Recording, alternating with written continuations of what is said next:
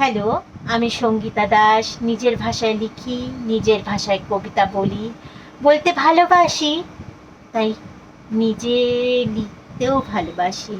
তাই আমার নিবেদন সাদা ডায়েরি। আমি যখন 10 বছর বয়স, আমার মা দুটো আমায় ডায়েরি দেয়। একটা ডায়েরিতে, প্রথম ডায়েরিতে আমি লিখেছিলাম আমার ছোট্টবেলার 10 বছর পরে যে বয়স, সেই বয়সের কথা। কি ভালো লাগবে আর কি ভালো লাগবে না, আমার মা বলেছিল ডায়েরিতে লিখে রাখিস, তোর কি ইচ্ছে মতো লিখিস, তোর কি চাই আর কি চাই না।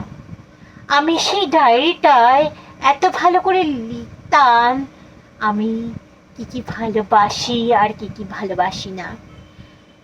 ভালোবাসার মধ্যে যেগুলো প্রত্যেক দিনের খাতা, সেই খাতার মধ্যে যেমন মনে পড়তো যে আমি কোথায় গেছি, কি করেছি, সেই ডায়েরিগুলোতে পড়তে যাওয়া থেকে শুরু করে এভরিথিং সব কিছু লিখে রাখতাম।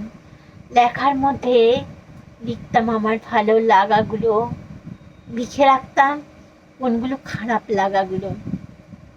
সেই লিখতে লিখতে একটা বয়স এলো, যখন আমার 16 বছর বয়স, তখন হঠাৎ করে আমার জীবনে এক নতুন উদ্যান হলো। হঠাৎ করে আমার ডায়েরিটা হারিয়ে গেল। হারিয়ে গিয়ে পরের জীবনে যে ডায়েরিটা আসলো, সেই ডায়েরিটার মধ্যে প্রত্যেক দিন ভাবি আমি যে কিছু না কিছু লিখবো, কিছু না কিছু করবো, আর লেখা হতো না।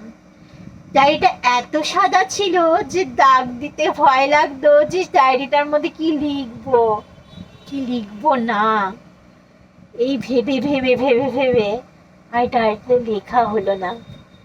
কি আমার ভালো লাগে কি মন্দ লাগে পরের খাতায় আর লেখা হলো না। ডায়েরিটার মধ্যখানে মনে হয় যে কত যেন কথা লুকিয়ে আছে মনের খাতায়, লিখে ফেলি না একবার মনে, লিখি তারপরে আবার থমকে দাঁড়িয়ে মনে হয় থাক না, সাদাই থাক, লেখাটা নয় মনের খাতায় লিখে রাখি। এই হচ্ছে সাদা ডায়েরির গল্প, আপনাদের সামনে তুলে দিলাম আমার নিবেদন সাদা ডায়েরি, আমার লেখা।